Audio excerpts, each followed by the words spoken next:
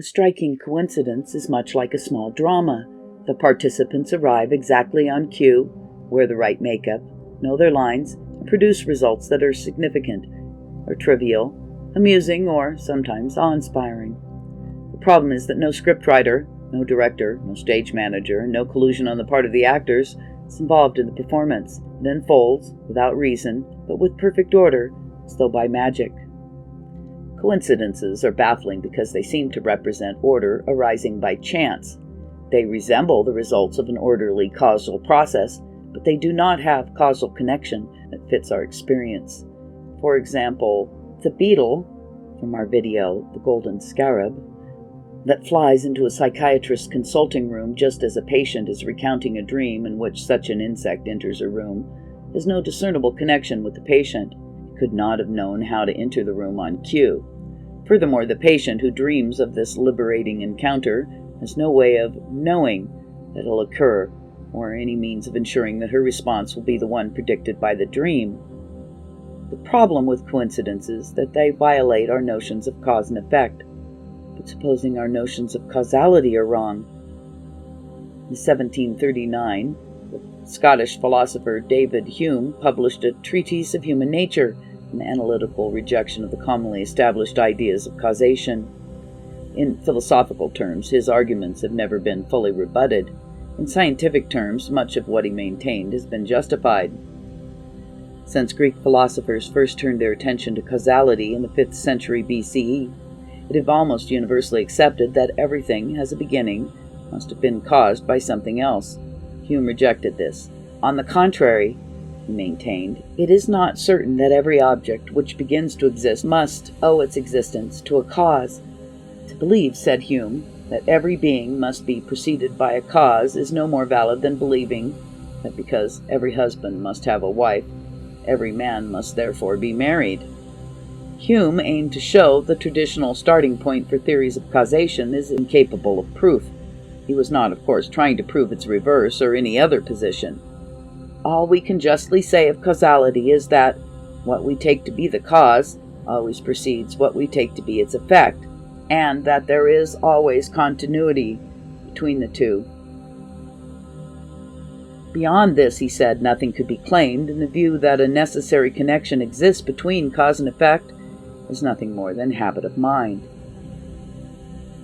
For example, while watching a game of billiards, we confidently expect that when one ball strikes another, the ball that has been struck will move, and we therefore persuade ourselves that there is a connection between the motion of the first ball and the motion of the second, between cause and effect.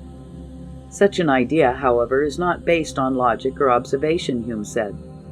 All we observe is that contact, contiguity, occurs. The rest is assumption. Our expectation is the stationary ball will move in a predictable way when struck by another ball may well be correct in most cases, but this is not a certainty. The momentum and inertia of the two balls must be considered. Too little momentum or too much inertia, the effect will not be what we expect. The materials from which the balls are made must also be taken into account, so must their soundness.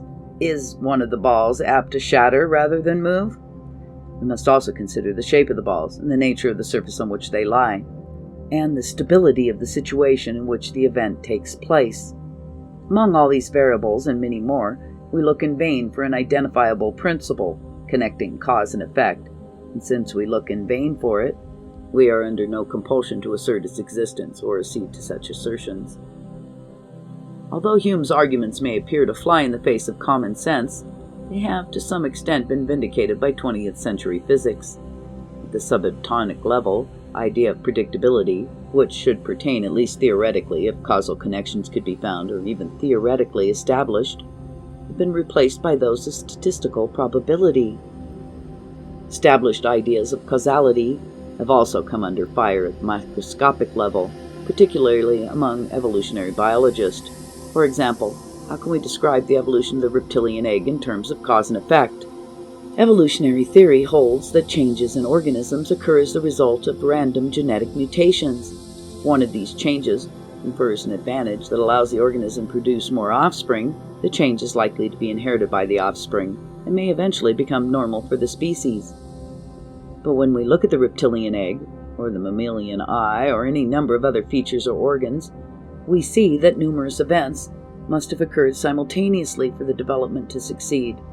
The shell, for instance, had to be impenetrable and strong enough to protect the embryo, but unless the embryo had at the same time developed some means of liberating itself from the shell, the durable egg would have become a tomb. In addition, the embryo had to develop some means of absorbing nutrition while in the egg, but unless it also developed some means of storing its own waste products safely, it would soon have created a poisonous environment. Each of these developments, the durable shell, the egg tooth, and so on, had to arise according to evolutionary theory as a result of random mutations. But between the mutations that produced the shell and those that produced the egg tooth, there could be no connection.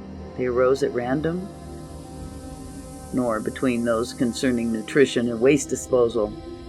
If there were no such connections, how was the whole process orchestrated? From this point of view, the reptilian egg must be seen as appearing without causal benefit and as representing the culmination of a series of widely improbable coincidences. David Hume was well aware that his view of causality would be hard for people to accept when he ascribed the difficulty to the force of mental habits that condition our outlook. If he was right, if we expect causal connections, we have only ourselves to blame or congratulate when we find coincidences a tantalizing and titillating affront to the common sense view we hold of the world.